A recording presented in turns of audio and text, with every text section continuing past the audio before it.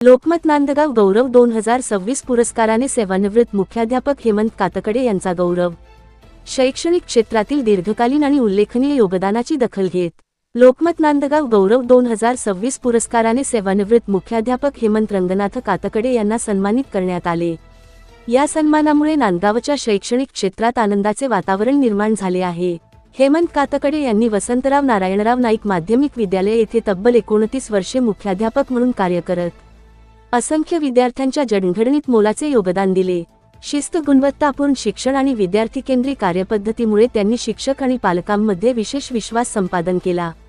पुरस्कार स्वीकारल्यानंतर बोलताना हेमंत कातकडे यांनी या सन्मानाचे श्रेय आपल्या आई-वडिलांना, कुटुंबियांना तसेच शालेय जीवनात मार्गदर्शन करणाऱ्या गुरुजनांना दिले। त्यांच्या सहकार्य, संस्कार आणि प्रेरणेमुळेच आज हा मान मिळाल्याची भावना त्यांनी व्यक्त केली। त्यांच्या या गौरवाबद्दल विविध क्षेत्रातील मान्यवर, माजी विद्यार्थी, सहकारी शिक्षक आणि नागरिकांनी अभिनंदन करत त्यांच्या पुढील वाटचालीस शुभेच्छा दिल्या।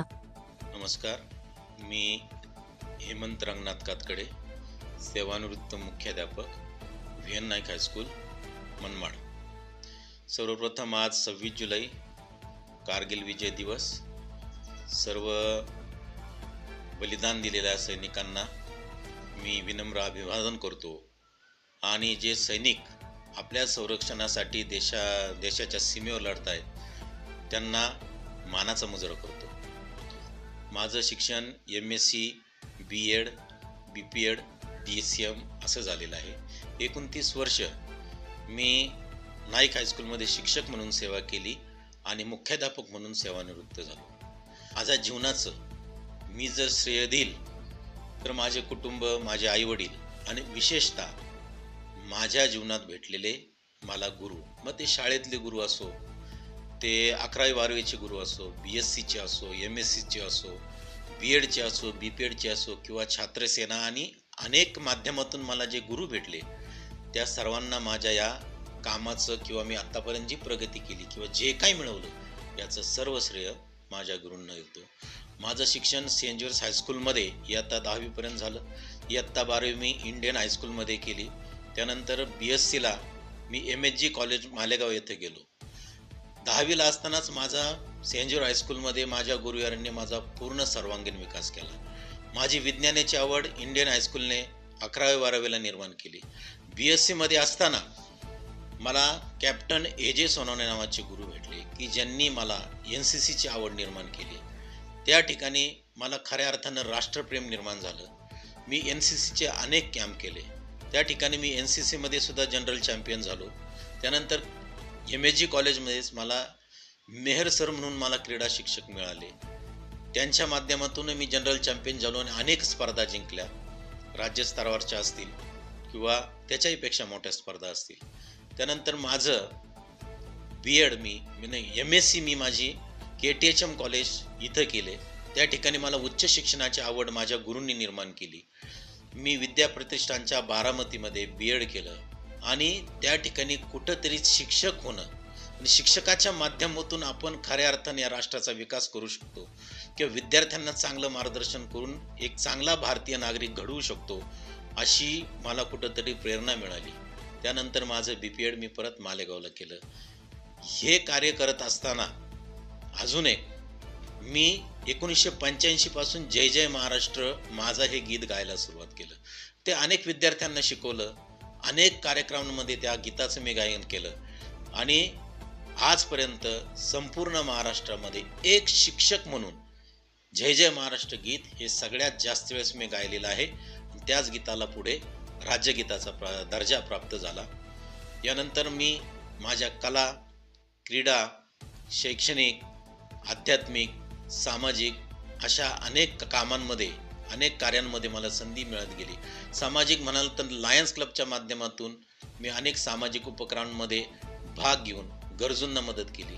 आध्यात्मिक म्हणाल तर दिंडोरीच्या श्री स्वामी समर्थ मार्गाच्या माध्यमातून आमचे परमपूज्य गुरुमाऊली अण्णासाहेब मोरे यांच्या मार्गदर्शनाने श्री स्वामी समर्थ महाराजांच्या कृपेने मी आध्यात्मिक क्षेत्रामध्ये सुद्धा काम केलं। मी माझं योग शिक्षण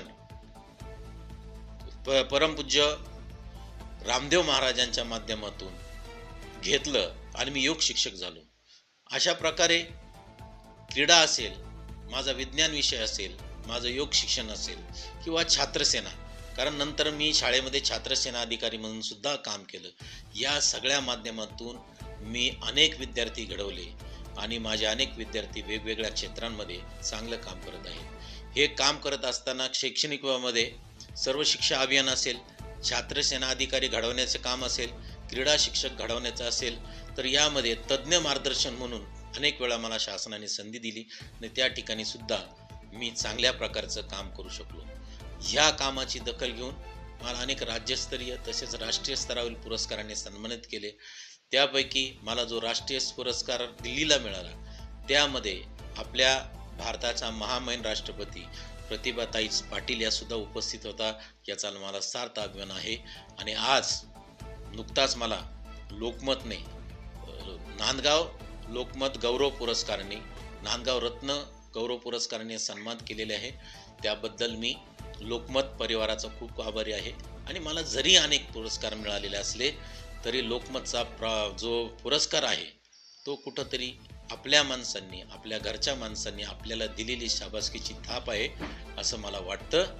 आणि म्हणून मी लोकमतचा खूप आभारी आहे. कारण लोकमत परिवार किंवा लोकमत हे संपूर्ण महाराष्ट्रामध्ये अतिशय लोकप्रिय दैनिक आहे. समाजाचं ज्या ज्या प्रश्न असतील ते प्रश्न मांडणारं आणि लोकांच्या समस्या सोडवणारं हे मोठं दैनिक आहे. म्हणून लोकमत परिवाराचा मी खूप खूप आभारी आहे. आणि ईश्वराला एकच प्रार्थना करेल, हे भगवान मुझे दुनिया की सेवा का वरदान दो, हे भगवान मुझे दुनिया की सेवा का वरदान दो, दुखियों का दुख मिटा सकूं, दुखियों का दुख मिटा सकूं, ऐसी शक्ती महान दो. शिक्षक म्हणून सर्व पालकांना माझं आव्हान आहे, आव्हान म्हणण्यापेक्षा विनंती आहे की आज आपल्या या पिढीला, आपल्या या पाल्यांना, आपल्या या विद्यार्थ्यांना सोशल मीडियाची खूप मोठी भीती आहे. टी व्ही आहे, नेट आहे, त्याच्यानंतर मोबाईल आहे. या माध्यमातून आपल्या विद्यार्थ्यांवर अतिशय वाईट संस्कारांचा मारा होऊ शकतो. म्हणून आपणास विनंती आहे की आपली जी भारतीय संस्कृती आहे, त्या भारतीय संस्कृतीमध्ये आपलं जे शिक्षण पद्धती आहे, आपलं योग आहे, खेळ आहे, या अभ्यास या माध्यमातून आपण खऱ्या अर्थानं आपल्या पाल्याला घडवू शकतो. म्हणून पुन्हा एकदा आपल्या भारतीय संस्कृतीकडे वळण्याची आज गरज आहे. म्हणून पालकांना विनंती करेल की आपल्या पाल्यांकडे लक्ष द्या आणि परत एकदा आपण त्या विद्यार्थ्यांवर चांगले संस्कार घडवून आपलं पाल्य कसा चांगलं होईल याकडे लक्ष द्या, अशी आपल्याला विनम्र आवेदन करतो, विनंती करतो. धन्यवाद.